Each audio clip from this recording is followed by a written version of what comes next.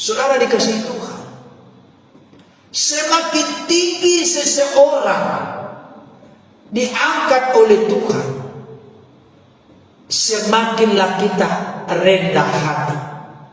Jangan lupa Bapak Ibu Saudara, apakah hanya di suku Batak diajarkan filosofi padi itu?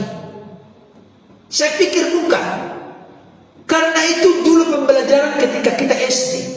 Filosofi padi itu perlu dimiliki oleh orang-orang Kristen sepanjang sejarah segala abad sampai Yesus datang pada kali kedua. Filosofi padi tetap harus menjadi milik yang terintegrasi, menyatu dalam darah daging kita. Karena filosofi padi itu tepat, cocok, sesuai seperti firman Tuhan. Apa filosofi padi? Semakin padi itu berisi, bulirnya bulir, semakin bulir padi itu berisi, dia semakin merunduk Bapak Ibu Saudara. Semakin merunduk. Itu filosofi padi. Berisi itu maksudnya, tahu gak artinya berisi? Kan ini kan gampang contoh ini. Semakin kita diberkati, semakin rendah hati. Amin. Saya mau kasih tahu kesaksian sedikit Bapak Ibu Saudara. Di tempat saya tinggal, dulu ketika kami baru datang ke sini, saya dapat informasi. Jadi ceritanya Bapak Ibu Saudara, karena belum ada tempat untuk beribadah di tempat kami tinggal, maka anak-anak ini kan karena jauh jangkauannya kepada tempat-tempat ibadah di sekitarnya yang cukup jauh, maka adalah satu pengurus atau penatua gereja ini, dibuatlah tempat ibadah di rumah. Sebelum kami datang, ini ceritanya, saya dapat informasi dari orang-orang yang sudah terlebih dahulu di tempat kami. Dibuatlah pembinaan anak-anak bernyanyi, memuji Tuhan dengan gerakan, baru disampaikan firman Tuhan. Ketika itu terjadi Bapak Ibu Saudara, ada kelompok, ada oknum yang tidak suka karena berisi katanya, terganggu. Saudara yang dikasih Tuhan, kita orang-orang Kristen harus dewasa dalam bertuhan dan beragama. Amin. Jangan sampai kita beragama tanpa bertuhan. Kita harus buktikan kita bertuhan dengan cara bagaimana kita menjaga toleransi satu dengan yang lain, menghargai keperbedaan yang ada. Karena perbedaan itu adalah sunnatullah, ketentuan Tuhan, ketentuan Allah yang Maha Kuasa. Kalau ada orang yang mencoba memberangus perbedaan, berarti dia melawan ketentuan Allah Sang Pencipta. Kalau Allah ingin membuat seragam semua agama di dunia ini, sanggup melakukannya. Tapi Allah tidak melakukan itu karena Allah sangat menghargai perbedaan. Tetapi apa yang memang ditanggung orang itu juga akan dituai. Selanjutnya, ketika terjadi ibadah sekolah minggu Bapak Saudara di rumah, datanglah oknum tertentu yang tidak suka dengan keberadaan dari nyanyi-nyanyi itu.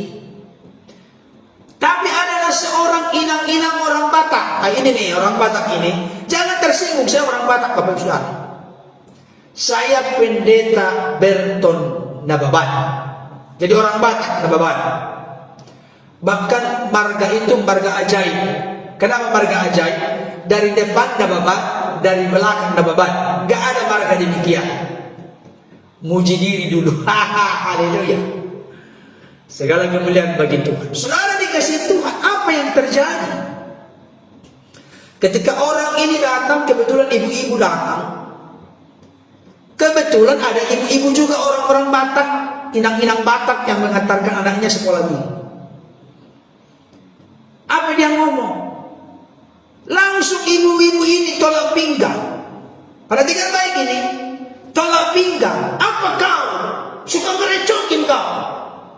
Berapa harga rumahmu? Ku beli biar kau pindah dari sini. menghina-hina orang Batak. Apalagi dia ngomong lagi sesuatu yang sangat gak pantas saya ngomong di sini, gak enak. Dasar ini kau suka membuat kegaduhan, macam-macam ini kau. Tapi yang paling ngeri Bapak Ibu Saudara, berapa harga rumahmu? Biar kau beli, saya sanggup membeli sekarang, biar kau pindah dari sini. Bikin ribut aja kan. Jangan begitu kita ini, saya kasih tahu. Alkitab berkata, kasihilah musuhmu, berdoalah bagi mereka yang menganiaya kamu, berkatilah dan jangan mengutuk, karena untuk itulah engkau dipanggil untuk memperoleh berkat. Dengan cara memberkati, kita diberkati. Itu prinsip kita Bapak Ibu Saudara. Jadi ketika inang-inang orang Batak ini, dia berkata, berapa harga rumahmu? Biar ku beli, biar kau pindah dari sini. Ngapain ngurusin sampai ke rumah? Aturan kita hanya ngomong. Mohon maaf ya Bu kalau sekiranya mengganggu, tapi mohon pengertiannya ya. Kami perlu membina anak-anak kami supaya dari sejak kecil akhlak dan moralnya dibina, bertumbuh. Bagaimana bersosialisasi dengan tetangga, toleransi dan seterusnya. Kan bisa demikian. Kenapa langsung kita ini menunjukkan taring dan tanduk kita? Berapa harga rumahmu? Saya bisa beli. Jangan demikian. Itu bukan karakter sifat orang Kristen yang benar di mata Tuhan. Saya setuju dengan apa yang disampaikan oleh almarhum Profesor Dr. J.S. Haitapi. Ada yang tahu? Profesor Dr. J.S. Haitapi, ketika kesombongan sudah ada, maka kejatuhan sudah dekat. Belum. Itu disampaikan oleh beliau di ILC yang dipimpin, yang hostnya adalah Bapak Karni Ilyas. Ketika kesombongan sudah hadir, sudah muncul, sudah ada, maka kejatuhan sudah dekat. Memang Amsal 16 ayat 18 berkata, kecongkakan mendahului kehancuran dan tinggi hati mendahului kejatuhan. Bapak Ibu Saudara, nanti baca Yakobus 4 ayat ke-6. Allah menentang orang yang congkak, tetapi mengasihani orang yang rendah hati. Saya kasih tahu Bapak Ibu Saudara, modal utama yang sangat penting tidak boleh kita abaikan, tidak boleh kita remehkan, tidak boleh kita pandang sebelah mata ketika kita berdoa kepada Tuhan adalah milikilah kerendahan hati. Cara kita praktis memiliki kerendahan hati menghadap Tuhan. Coba pikirkan, hayati, renungkan, pegang teguh, percayai siapa Allah kita dan siapa kita. Allah kita adalah Allah yang maha sempurna, maha segalanya, maha baik, maha kasih, maha kuasa, maha tinggi, maha besar. Siapa kita? Orang berdosa yang ditebus dan diselamatkan. Halo Bapak Ibu. Makanya orang bijak berkata, tolong ditulis. Tolong ditulis, ini penting. Tolong ditulis.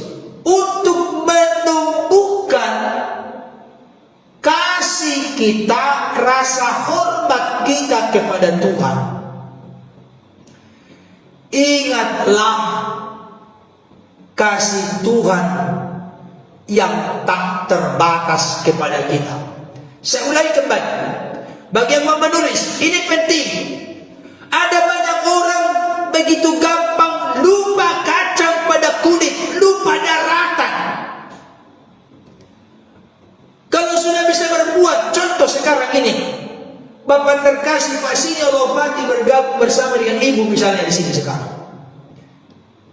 Nanti misalnya contoh ini, pembangunan tempat pembinaan iman, tempat pembinaan iman, tempat beribadah di tempat ini sudah selesai karena beliau berkontribusi.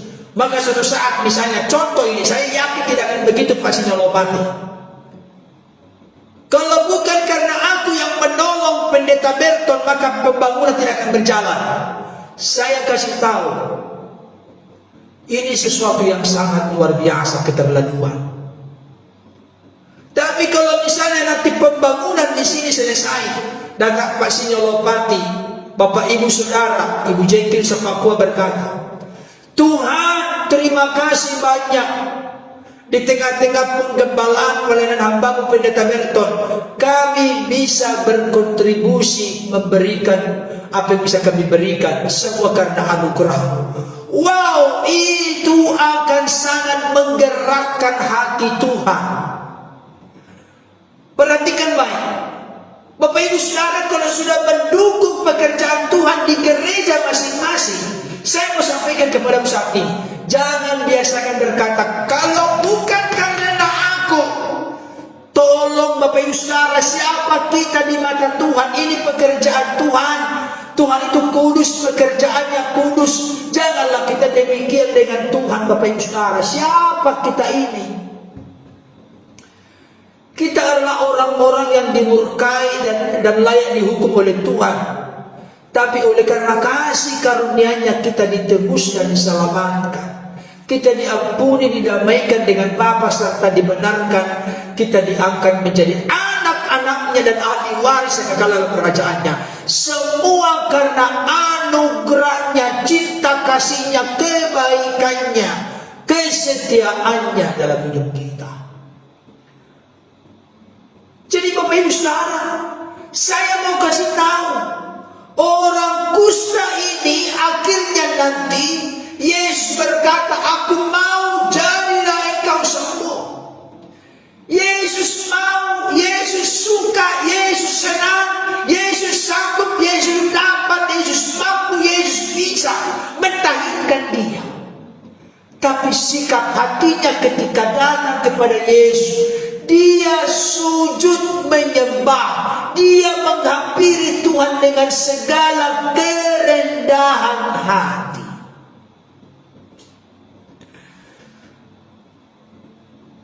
Renungkanlah Bapak Ibu Saudara. Kalau saat ini ada bibit-bibit kesombongan, keangkuhan, tinggi hati, kecongkakan, itu kakak beradik semua. Congkak, tinggi hati, angkuh, sombong, itu kakak beradik. Kalau ada bibit-bibit itu, saat ini saya mengajak Bapak Saudara, mendorong Bapak Saudara. Siapapun yang bergabung katakan, Tuhan, aku bersama suamiku, kalau ini istri, atau suami, aku bersama istriku dan anak-anakku. Kami boleh ada sebagaimana ada saat ini. Semua karena kasih karunia. Saya tunjukkan satu ayat Bapak Ibu Saudara. Mari kita buka 1 Korintus 15.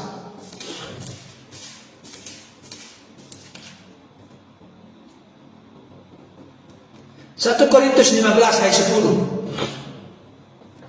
Saya rindu Bapak Saudara memperhatikan ini. 1 Korintus 15 ayat 10. Sudah? Tolong nanti dihitung ya. Berapa kali kasih karunia? Siapa yang duluan nanti bisa menyimpulkan, tolong ditulis di chat. 1 Korintus 15 ayat 10. Saya bacakan untuk kita. Tetapi karena kasih karunia Allah, aku adalah sebagaimana aku ada sekarang. Dan kasih karunia yang dianugerahkannya kepadaku tidak sia-sia. Sebaliknya aku telah bekerja lebih keras daripada mereka semua. Tetapi bukannya aku, melainkan kasih karunia Allah yang menyertai aku. Tolong dijawab Bapak Saudara, berapa kali di situ kata kasih karunia? Berapa kali kata kasih karunia? Ikut baca enggak? Itu bukan enggak? 1 Korintus 15 ayat 10. Saya ulangi kembali, tolong ada yang menjawab berapa kali kasih karunia. Tetapi karena kasih karunia Allah, aku adalah sebagaimana aku ada sekarang. Dan kasih karunia yang dianugerahkannya kepadaku tidak sia-sia. Sebaliknya aku telah bekerja lebih keras daripada mereka semua. Tetapi bukannya aku, melainkan kasih karunia Allah yang menyertai aku. Berapa kali kasih karunia? Dari satu ayat berapa kali kasih karunia? Ikut baca nggak ini? Berapa kali Bapak Ibu? Halo? Ada orang nggak di sini? Iya, 3 kali. Satu ayat tuh, bukan satu pasal, satu ayat. Saya kasih tahu, dengarkan baik, Bapak Ibu Saudara. Dengarkan baik, sungguh-sungguh dengarkan baik. Rasul Paulus itu merupakan rasul yang paling besar sebenarnya.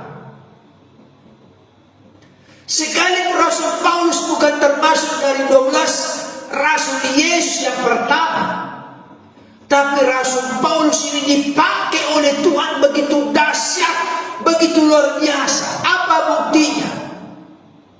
Dia sebagai salah seorang dari murid Profesor Dr. Gamaliel saat itu. Untuk masuk menjadi murid Profesor Gamaliel itu tidak mudah. Tapi Paulus yang jenius, tadinya namanya Saulus, dia menjadi muridnya. Yang kedua, mayoritas perjanjian baru adalah tulisan Rasul Paulus oleh ilham Roh Kudus. Yang ketiga, yang lebih banyak melakukan penyebaran Injil, pekabaran Injil tahap pertama, kedua, ketiga, saudara dikasih Tuhan. Dia sangat luar biasa dipakai Tuhan. Ketika dia dipakai Tuhan luar biasa, tantangannya pun luar biasa. Baik di darat, baik di laut, baik dari pihak orang Yahudi, non Yahudi, tantangan datang silih berganti kepadanya. Tapi ketika dia sudah berjuang bekerja keras, hidupnya berguna bagi Tuhan, bermanfaat bagi tubuh Kristus gereja Tuhan. Dia berkata di dalam 1 Korintus 19 ayat 10, semuanya karena kasih karunia, kasih karunia, kasih karunia. Ini menunjukkan seorang sosok hamba Tuhan, Rasul Kristus yang sangat super rendah hati. Aku telah bekerja keras, tapi bukan aku, melainkan kasih karunia Allah yang bekerja di dalam aku.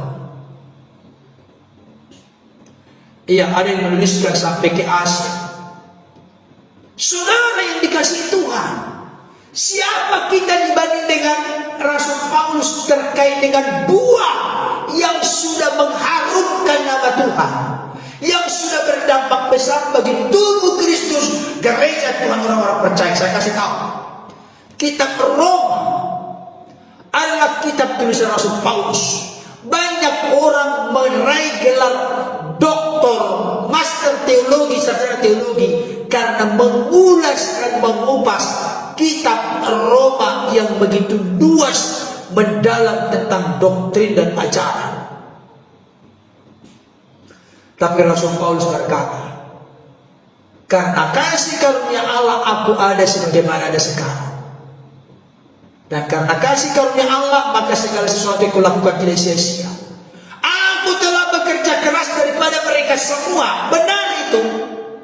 Tapi bukan karena aku, tapi karena kasih karunia Allah ada bersama dengan aku. Saya sampaikan kepada Bapak Ibu Saudara, dengarkan ini baik pesan ini. Semakin besar, semakin tinggi, semakin dahsyat, luar biasa engkau dan aku diberkati oleh Tuhan, semakinlah hatimu merendah kepada Tuhan, butuh Tuhan. Seperti ungkapan Yesus yang pertama, ungkapan bahagia. Berbahagialah orang yang miskin di hadapan Allah, karena mereka lah yang mempunyai kerajaan surga. Miskin di hadapan Allah itu tidak terkait dengan uang, hebring, mamon, duit, money, bukan. Miskin di hadapan Allah itu sikap hati yang selalu membutuhkan Allah, mengandalkan Allah. Hidup tidak akan berani tanpa Allah yang melindungi, menolong, menggembalakan, menyertai dan memberkati hidupnya. Setinggi apapun diangkat, hanya karena Engkau Tuhan. Sebesar apapun perkembangan usahanya, semua karena kasih karunia-Mu Tuhan. Makanya saya sampaikan kepada Bapak Saudara, saya sangat terharu kalau saya bertemu dengan orang-orang kaya tapi rendah hati sekali. Ada yang namanya Bapak Joy Chris Tagalo. Joy Chris Tagalo. Beliau itu bukan pendeta, tapi beliau itu dipakai oleh Tuhan secara luar biasa. Beliau punya pelayanan namanya Sejuta Kasih. Beberapa kali saya ketemu dengan beliau bersama dengan rekan-rekan pendeta di rumahnya. Dia seorang kaya, Bapak Ibu Saudara. Seorang kaya. Kebetulan orang kita Batak, Joy Chris Tagalo. Saudara dikasih. Dia itu tinggal di Pondok Indah. Kalau di Jakarta disebut Pondok Indah, nggak ada istilah miliar. Puluhan bahkan ratusan miliar rumah. Saudara yang dikasih oleh Tuhan. Ketika kami ketemu dengan beliau, bayangkan kita ini naik sepeda motor datang. Ada beberapa naik mobil. Beliau punya mobil Lexus, kalau enggak Alphard, kalau enggak BMW kelas nomor 1. Mercy. Itu tarafnya Bapak Ibu Saudara. Mobil-mobil mewah. Fortuner. Gak tahu lagi nama-nama yang lain. Saudara dikasih Tuhan ketika kita ketemu. Ketika beliau menyalami kita, tahu gak apa yang terjadi? Beliau menundukkan, membungkukkan badan. Halo Bapak Ibu. Beliau membungkukkan badan. Kenapa? Kita tanya, Pak, kita jadi gak enak juga Bapak membungkukkan badan kalau menyalam dengan kita. Mohon maaf Pak Gembala, saya ini bukan pendeta. Saya sangat menghormati pendeta. Kenapa? Dia kutip ayat Bapak Ibu Saudara, Yohanes 12 ayat 26. Barang siapa melayani aku dihormati oleh Bapa, sedangkan Bapa di surga menghormati Bapak-bapak sebagai pelayan-pelayan Tuhan. Apalagi saya kacungnya katanya. Wih, merinding saya Bapak Saudara. Merinding. Konglomerat orang kaya ketika kami salaman dia membungkukkan badan. Itu bukan basa-basi, tapi beliau pernah bersaksi ketemu dengan Abu Rizal Bakri, dia natap dengan tegak, gak ada bungkukan badan. Padahal dari segi kekayaan masih lebih hebat Abu Rizal Bakri daripada dia. Dia gak pernah membungkukkan badan dengan orang-orang kaya ketemu, tapi kalau dengan pendeta ketemu dia membungkukkan badan. Wow, ini luar biasa. Bagaimana dengan kita ini? Saya kasih contoh begini untuk mulai membuat kita berpikir, Bapak Saudara. Bukan membuat kita jadi minder, bukan. Oh, sedangkan dia orang kaya Tuhan. Ketika menyalak pendeta membungkukkan badan. Bagaimana dengan saya? Bagaimana dengan Bapak Ibu Saudara bersikap kepada pastor, pendeta, penatua, gembala di gereja? Saya tidak berkata harus membungkukkan badan. Tapi sikap hati, sapaanmu, cara engkau menyalam. Kan ada orang juga menyalam kita, tapi matanya kemana? Contoh, sekarang saya salam misalnya Ibu Jacqueline. Ibu Jacqueline di hadapan saya sekarang ini contohnya. Saya salam. Salam Ibu. Benar gak? Padahal yang saya salam depan mata. Salam Ibu, apa kabar? Tapi pandangan saya ke sebelah kiri. Dari situ saja sudah ada yang tidak beres di hati kita, Bapak Ibu Saudara. Bukankah firman Tuhan berkata setiap perkara-perkara kecil, benar perkara-perkara kecil Tuhan percayakan perkara besar. Hal menyalam saja kita melecehkan orang. Kalau kita menyalam orang, tatap matanya. Iya enggak? Shalom Ibu, gimana kabar? Iya kan? Benar kan? Oleh karena itu 7 ciri doa yang dijawab Tuhan. Yang keenam adalah doa harus disertai dengan kerendahan hati. Di sini digambarkan dengan sujud menyembah. Datanglah kepada Tuhan Bapak Ibu Saudara dengan sikap hati sujud menyembah. Kalau masih ada bibit-bibit keangkuhan, kesombongan, tinggi hati, kecongkakan dalam diri kita, maka yang pertama-tama perlu kita bereskan sebelum kita melanjutkan pokok doa kita. koreksi hati kita. Tuhan, ampuni kesombongan, keangkuhan, tinggi hati, kecongkakanku. Aku tidak ada apa-apanya Tuhan tanpa Engkau. Aku butuh belas kasihan. Bapak Ibu Saudara masih ingat dengan perempuan Syropenesia? Anaknya kerasukan setan dan sangat menderita. Dia datang kepada Yesus. Perempuan Syropenesia itu perempuan Kanaan yang bukan orang Israel, bukan umat pilihan. Ketika dia datang kepada Yesus mengadukan perkaranya, mengadukan masalahnya. Ketika dia berteriak, Tuhan kasihanlah aku, tolonglah anakku. Maka murid-murid menyuruh dia, jangan ribut. Kau tidak punya hak bicara di sini. Kau dibahasakan sekarang. Tapi dia makin keras berteriak dan berseru. Datanglah murid-murid berkata kepada Yesus, usirlah dia berteriak-teriak mengganggu kita. Apa jawab Yesus? Aku diutus hanya kepada domba-domba yang hilang kepada umat Israel dan umat Israel. Ayat ini sering disalahpahami saudara-saudara kita dari agama lain. Yesus itu hanya untuk orang Israel, tapi dia tidak tahu konteksnya. Lebih tahu dia daripada orang Kristen yang lebih tahu Alkitabnya. Karena dia menilai kekristenan dari sudut pandang dia menilai agamanya, makanya selalu salah kaprah. Itu hanya tes dan ujian. Buktinya perempuan itu akhirnya ditolong oleh Yesus kok. Gugurlah pemahamanmu yang berkata Yesus hanya untuk orang Israel. Tidak tahu proses berikutnya, hanya dipenggal sepotong ayat membenarkan dirinya dan menyalahkan orang lain, agama orang lain, doktrin ajaran orang lain. Tapi apa kata perempuan itu? Dia makin datang mendekat. Makin datang mendekat. Bahkan makin datang dia sujud menyembah. Bayangkan. Yesus kembali berkata, tidak patut mengambil roti yang disiapkan Tuhan anak melemparkannya kepada anjing. Bukan berarti perempuan itu disebut Yesus anjing, bukan. Tapi dia buat satu istilah, satu sebutan yang lain menguji perempuan ini. Tidak patut mengambil roti yang disiapkan Tuhan anak melemparkannya kepada anjing. Apa jawab perempuan itu? Apa ini? Katanya guru yang kudus, katanya belas kasihan, tapi kok mengibaratkan saya seperti anjing? Kalau orang Batak digituin apa yang terjadi? Orang Batak bilang, nasihat dahulu baru diraja doa usah kitaan, anak diraja doa usah kitaan. Bahasa Indonesianya, kamu gak kenal aku ya? Aku baru raja, putri raja dari kampung halamanku. Aku adalah raja dari kampung halaman. Jangan buat saya tersinggung. Mohon maaf ya.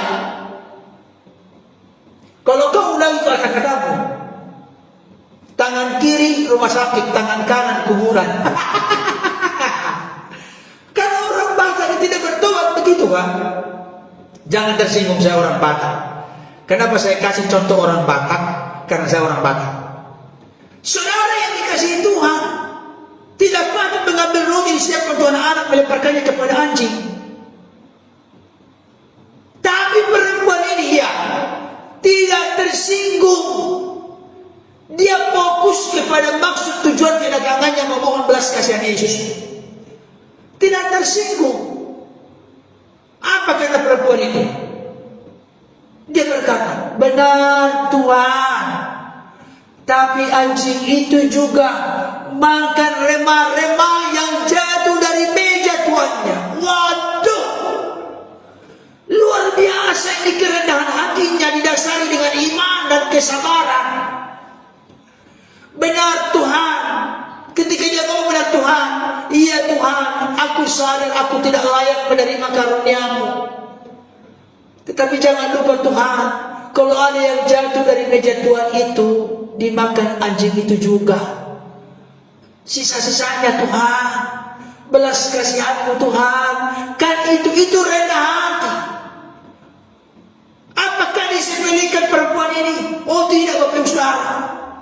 Akhirnya Yesus berkata, hai ibu, besar imanmu, jadilah kepadamu seperti yang kau imani, seperti kau katakan itu. Justru pujian yang datang dan anak perempuannya yang kerasukan setan sangat menderita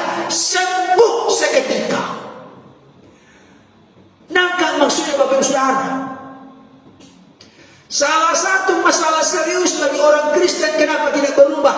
Karena selalu masih melekat kesombongan, keangkuhan, kecongkakan tinggi hati.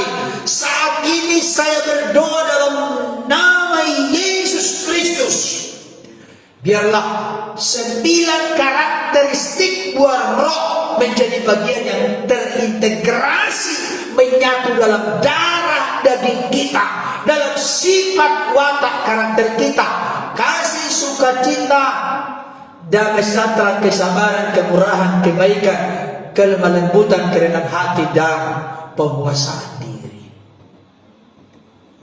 Milikilah itu Bapak Ibu Saudara. Itu modal kita yang sangat-sangat berharga di mata Tuhan. Bapak Ibu Saudara, kemarin saya katakan ini tidak bisa dipisahkan dengan ayat yang lain. Bapak Ibu Saudara masih ingat 2 orang yang pergi ke bait Allah berdoa? 1 orang Farisi, 1 pemungut cukai. Orang Farisi ini hanya menonjolkan kelebihan, kehebatannya.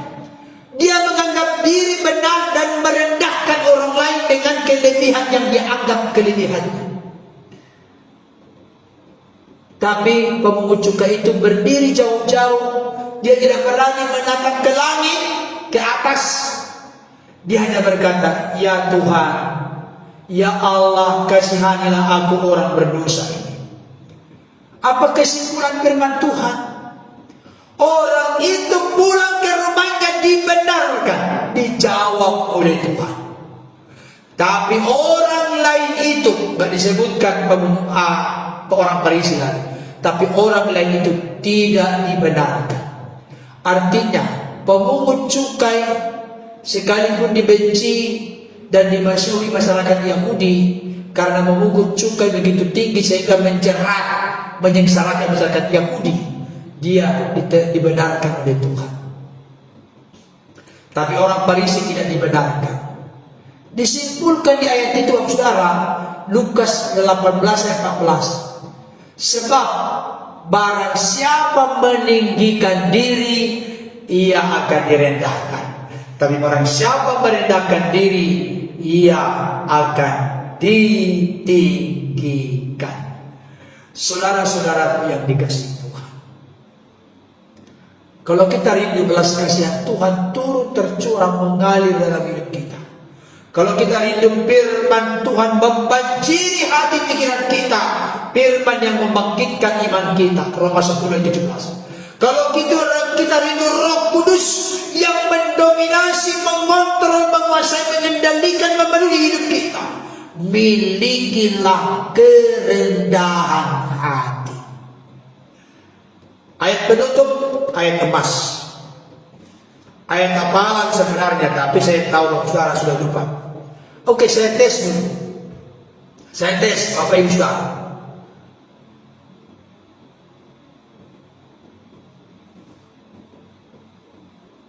Ganjaran kerendahan hati dan takut akan Tuhan adalah kekayaan, kehormatan, dan kehidupan. Tertulis di mana? Saya mau tes dulu. Ini ayat hafalan yang sudah berulang-ulang. Ada yang ingat gak? Waduh, kalau sampai ada yang mengingat ini, hati saya berbinar-binar. Bahagia dan sukacita. Berarti apa yang saya tugaskan dan saya minta tolong untuk dihafal, diingat oleh Bapak Ibu Saudara. Tolong jangan diambil Alkitab nanti dibuat penulisan kakak ganjaran langsung dapat nanti. Jujur dulu, jujur. Tertulis di mana? Ganjaran kerendahan hati dan takut akan Tuhan adalah kekayaan, kehormatan, kehidupan. Jangan lupa ya, orang-orang Batak, Hamoraun, Hagameun, Hasanapon, itu diambil dari firman Tuhan. Sekalipun tidak persis 100%, tapi makna tersirat dalamnya mirip Bapak Ibu Saudara. Iya, siapa yang tulis ini? Iya, Ibu Jacqueline Sopakua. Terima kasih Ibu. Iya, ini ya Amsal, Ina Dewi Jetrato, saudara kita dari Nias. Iya, bukan hanya Amsal ya.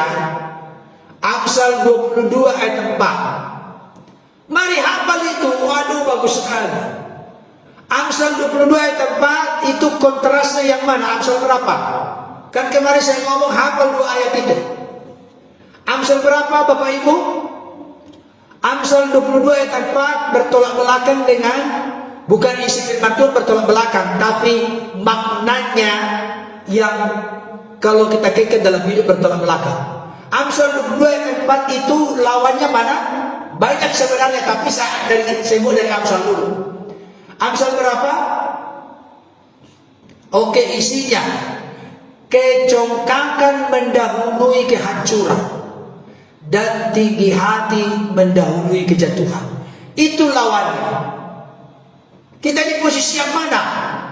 Di posisi Amsal yang satu ini atau di posisi Amsal 22 ayat 4? Saya berharap dan mendorong Bapak Ibu Saudara, kita masuk dalam kategori kelompok Amsal 22 ayat 4. Ganjaran, upah, reward dari kerendahan hati dan takut akan Tuhan adalah kekayaan, kehormatan, dan kehidupan. Amsal berapa? Waduh, udah lupa lagi. Ayat hafalan itu Bapak Ibu. Amsal 16 ayat 18. Ingat ya, 16, 18. Oh, dua lagi baru 18, 18. Amsal 16 ayat 18. Ya, Amsal 16 ayat 18. Kecongkakan mendahului kehancuran dan tinggi hati mendahului kejatuhan. Bapak Ibu Saudara, mari miliki 7 ciri doa yang dijawab Tuhan. Saya ulangi ya, bagi yang mau menulis, karena besok kita masuk kepada bagian yang terakhir. Kita akan masuk kepada topik yang baru untuk hari Rabu. Ya, 7 ciri doa yang dijawab Tuhan. Amsal 13 ayat 10. Berarti ada yang mirip ya. Keangkuhan hanya menimbulkan pertengkaran, tapi mereka mendengarkan nasihat mempunyai hikmat. Ya, tapi yang lebih pas, lebih tepat, sekalipun itu benar, Ibu Jekim Sepakua, Amsal 16 ayat 18. Ya, yang saya kemarin tugaskan untuk dihafal itu Amsal 16 ayat 18. Oke, 7 ciri doa yang dijawab Tuhan. Tolong diteliti catatannya. 1. Doa harus didasari ucapan syukur. 2. Doa harus dilakukan dengan sungguh-sungguh, jangan dengan setengah hati. 3. Doa harus dilakukan dengan sepakat atau sehati. 4. Doa harus dipanjatkan dalam nama Yesus. 5. Doa harus dilakukan dengan ketekunan. Jangan gampang putus asa. Berdoa dengan tidak jemu-jemu. Sampai kapan? Sampai Tuhan menjawab, memberikan konfirmasi apa yang terbaik bagi kita dari doa itu. Yang keenam, doa harus disertai dengan kerendahan hati. Bagi Bapak Ibu